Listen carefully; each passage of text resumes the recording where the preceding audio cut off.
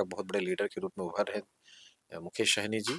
और एक उम्मीद भरी नज़रों से लोग उनको देख रहे हैं और आने वाले पीढ़ी में एकदम कहीं से भी कहना गलत नहीं होगा कि आने वाले समय में बिहार को संभालेंगे। क्या हाल देखिए, है? कोसी सीमांचल और मिथिलांचल का एरिया में बदलाव की ज़रूरत है हाँ।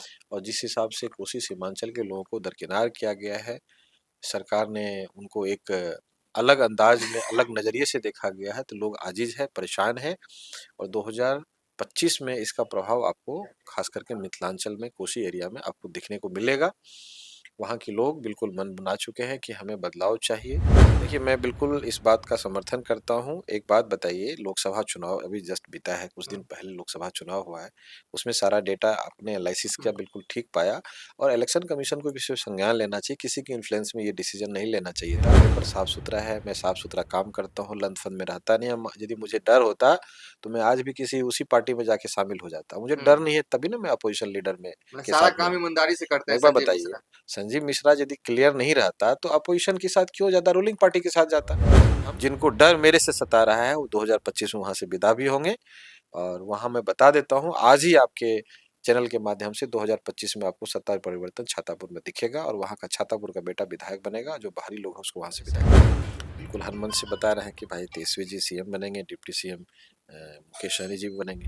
नमस्कार, मैं देवांशु। आप देख रहे हैं न्यूज़ फॉर। इस साल बिहार में विधानसभा के चुनाव होने हैं और चुनाव से पहले मुकेश सहनी ने जो है वो ताकत जो है वो दिखाया है पटना के बापू सभागार में। इस वक्त उनकी पार्टी के राष्ट्रीय उपाध्यक्ष संजीव मिश्रा है।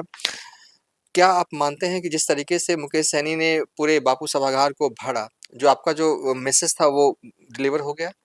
देखिए, सिर्फ बापू सभागार नहीं भरा, आपने देखा होगा बापू सभागार में जो स्टेयर्स था, जो नीचे जमीन था, वैकेंट एरिया था, पूरा फुल था। उसके अलावा भी जितने लोग हॉल के अंदर थे उससे कहीं ज्यादा हॉल के बाहर लोग घूम भी रहे थे और जहां जहां चेयर्स की व्यवस्था की गई थी, एलईडी की व्यवस्था की गई थी, ताकि लोगों को दिक्कत ना हो। उसके अलावा भी मैं देख रहा था काफी कि लोगों को हॉल में जगह तो भर ही गया, बाहर भी भर गया, बाहर जो पैसेज था उसमें भी भर गया, स्टेयर्स पे लोग बैठना स्टार्ट कर दिए।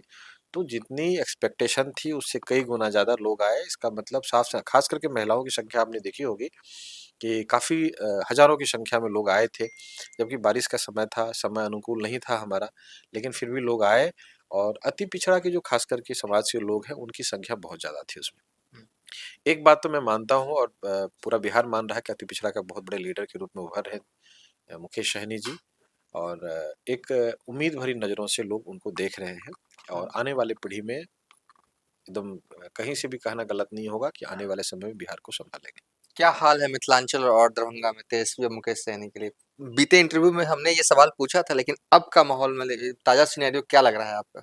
देखिए, कोसी सीमांचल और मिथिलांचल का एरिया में बदलाव की ज़रूरत है और जिस हिसाब से कोसी सीमांचल के लोगों को दरकिनार किया गया है, सरकार ने उनको एक अलग अंदाज में, अलग नज़रिए से देखा गया है, तो लोग आजिज़ है, परेशान है और 2025 में इसका प्रभाव आपको खास करके मिथिलांचल में, कोसी एरिया में आपको दिखने को मिलेगा। वहाँ के लोग बिल्कुल मन बना चुके हैं कि हमें बदलाव चाहिए और यूथ के हाथ में बागडोर संभालने की ज़रूरत है, ताकि यूथ नए सोच के साथ नए बिहार की तरफ आगे बढ़े, बिहार को आगे बढ़ाए। हुँ। आप ब्राह्मण समाज से आते हैं और आपको लगता है कि ब्राह्मण समाज को आप तोड़ पाएँगे, खासकर उसी बेल्ट में, छातापुर वाले इलाके में? क्योंकि कुछ लोग हमसे मिले थे कुछ दिन, वो कह रहे थे कि संजीव मिश्रा के लिए बड़ा यही तो चैलेंजिंग है, अगर वो ब्राह्मण वोट बैंक तोड़ ले, तो वो जीत जाएँगे।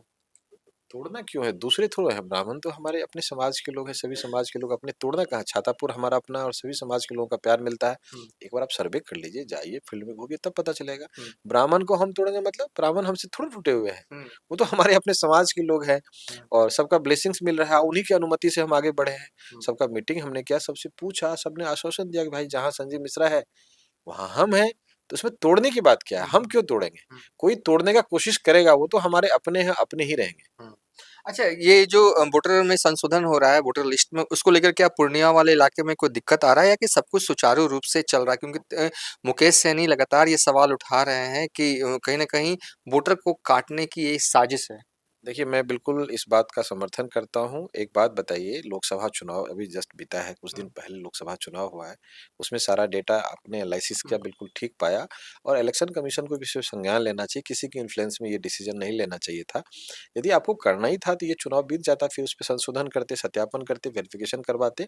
लेकिन इतना कम टाइम में लोगों को काफ़ी असुविधा हो रही है, खास करके जो पढ़े-लिखे लोग नहीं हैं, जो मजदूर क्लास के लोग हैं, किसान हैं, खास करके महिलाएँ हैं, दलित, महादलित की बस्तियाँ हैं, वहाँ आप जाएँगे तो इस तरह की बहुत ज़्यादा असुविधा है, उनके पास पेपर नहीं है, समय नहीं है, रोज़ी-रोज़गार का समय है, धन रोपनी का टाइम है और बारिश का महीना है, तो लोगों को बहुत ज़्यादा कठिनाई हो रही है। मुझे लग रहा है 30% ऐसे लोग वंचित रह जाएँगे, अपने चुनाव नहीं दे पाएँगे, उनके मत का जो अधिकार है वो अपना समाप्त हो जाएगा।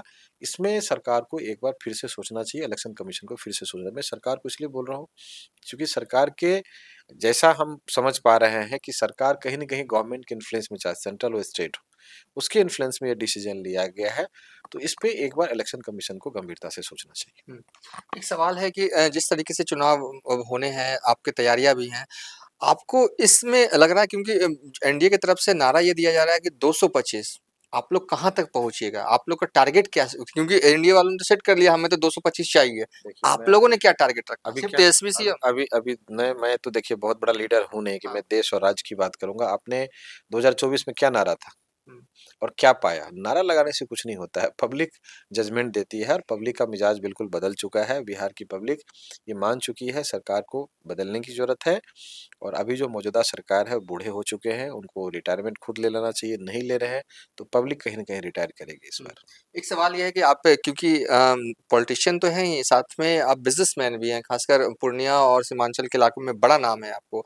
तेजस्वी यादव कल मुकेश सहनी के कार्यक्रम से निकल रहे थे, तो निकलने के बाद उन्होंने कहा कि जो लोग बीजेपी के साथ होते हैं, वो राजा हरिश्चंद्र हो जाते हैं, उन पर ईडी, सीबीआई की कोई कार्रवाई नहीं होती। चूँकि आप भी बिहार से कहीं न कहीं कुछ लोग कहते हैं आपको बिहार का अंबानी कहते हैं। कहीं न कहीं आप तो आपको डर नहीं लगता है? क्योंकि आप विरोधी पार्टी में हैं, कहीं छापा-वापा आप पे भी ना पड़ जाए कुछ ऐसा? मैं बता देता हूँ, अच्छा आपने सवाल किया, मैं उन सब चीज़ों से डरने वाला नहीं हूँ। मेरा पेपर साफ-सुथरा है, मैं साफ-सुथरा काम करता हूँ, लंथ-फंद में रहता नहीं हम यदि मुझे डर होता, तो मैं आज भी किसी उसी पार्टी में जाके शामिल हो जाता। मुझे हुँ, डर नहीं है, तभी ना मैं अपोज़िशन लीडर में मतलब के सारा साथ में काम हूँ। ईमानदारी से करते हैं एक बार संजीव बताइए, मिश्रा। संजीव मिश्रा यदि क्लियर नहीं रहता, तो अपोज़िशन के साथ क्यों जाता, रूलिंग पार्टी के साथ जाता।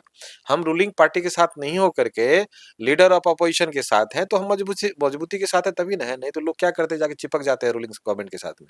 हम तो गवर्नमेंट के साथ हैं नहीं, हुँ, हम तो अपोज़िशन के साथ हैं, तो हम मजबूत हैं तब ना साथ हैं। एक व्यापारी होकर के हम उसके साथ में हैं, तो इसका मतलब हमारा सब चीज़ स्ट्रॉन्ग है, क्लियर है, तभी उनके साथ में। दूसरी बात रहा कि देखिए हमने जो ज़िंदगी जी है, हमने जो किया है अपने करियर में, वो अपने बलबूते पे किया है, इसीलिए मुझे किसी चीज़ का गम नहीं है, किसी चीज़ का डर नहीं है, हर चीज़ से मैं लड़ने के लिए तैयार हूँ। लेकिन डर तो लगता होगा ना कि कभी कहीं हम जिसके खिलाफ आवाज़ उठा रहे हैं, वो बहुत ताकतवर शख्स है सियासी रूप से, तो कहीं न कहीं कुछ साजिश का शिकार ना हो जाएँ। देखिए, मैं बता देता हूँ, एक बात समझ लीजिए, मुझे किसी चीज़ का भय नहीं है।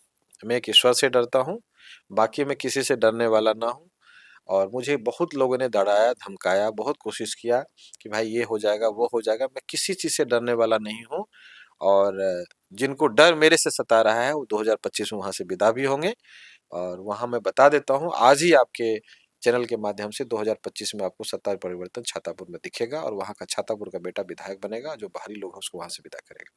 देखिए हम लगातार देख रहे हैं आपके सोशल मीडिया अकाउंट से कि आप हर दिन जाते हैं क्षेत्र घूमते रहते हैं। क्षेत्र में जितना भी प्रखंड पंचायत होगा वहाँ पे लगता है मुझे एक प्रखंड पंचायत में आप 10 12 15 बार घूम चुके होंगे। बिल्कुल। तो इसका ये आपको लग रहा है कि आप जीतेंगे।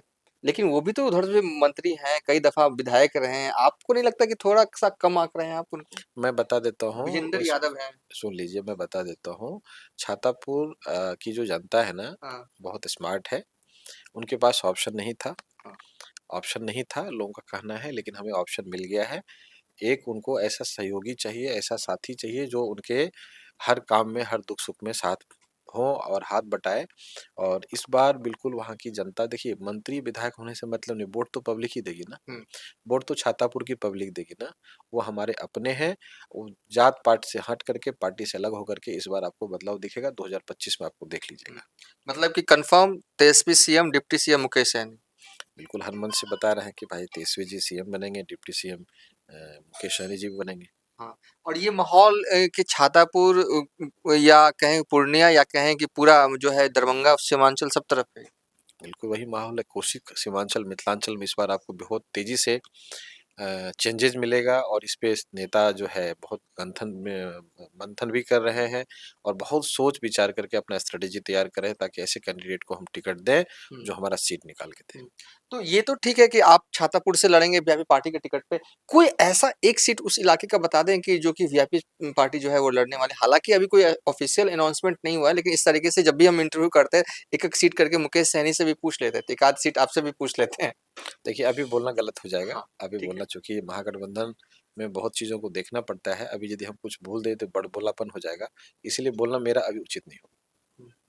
कितनी सीटें मिलेंगी आपको? 30 या 35 या 40? कितना सीट मिलेगा मुझे नहीं पता और मैं इस पे कोई बात भी नहीं करूंगा, लेकिन एक बात तय है कि 2025 में सरकार बदलेगी। सरकार बनाना ज़्यादा इम्पोर्टेंट है, बिल्कुल जरूरी है। कितना सीटों से सीट ज़्यादा। मिलता है, सीट बहुत मायने नहीं रखता है। यदि आप सरकार में हैं, सत्ता में हैं, तो आपके लिए बहुत पद है, बहुत ऐसा जगह है जहाँ की आपको मान सम्मान मिल सकता है। पहला ऑब्जेक्टिव है कि गवर्नमेंट चेंज हो, बिहार में नई सरकार बने, नए में बागडोर जाए, युवा आए और युवा जो है नए प्रदेश का निर्माण करे, बिहार को आगे बढ़ाए। तेजस्वी मुख्यमंत्री बनेंगे, डिप्टी सीएम मुकेश सहनी बनेंगे, तब हम आपका इंटरव्यू करेंगे, तो एक सवाल तब के लिए रख देते हैं कि आपको कौन-सा विभाग चाहिए मंत्री मंत्री का? चलिए इस पे हम लोग बाद में बात करेंगे। हाँ, बाद में। चलिए, ये थे संजीव मिश्रा जो कि पटना आए हुए थे और लगातार अपने क्षेत्र छातापुर में ही बने हुए रहते थे, बने हुए हैं, लेकिन पटना में कार्यक्रम था इनकी पार्टी का, इसलिए आए हुए थे और इन्होंने साफ तौर पे कहा, कोसी सीमांचल में एकदम माहौल बना हुआ है मुकेश सहनी के लिए, तेजस्वी यादव के लिए। फिलहाल अब तक के लिए इतना ही, आप देखते रहिए न्यूज़ फॉर नेशन।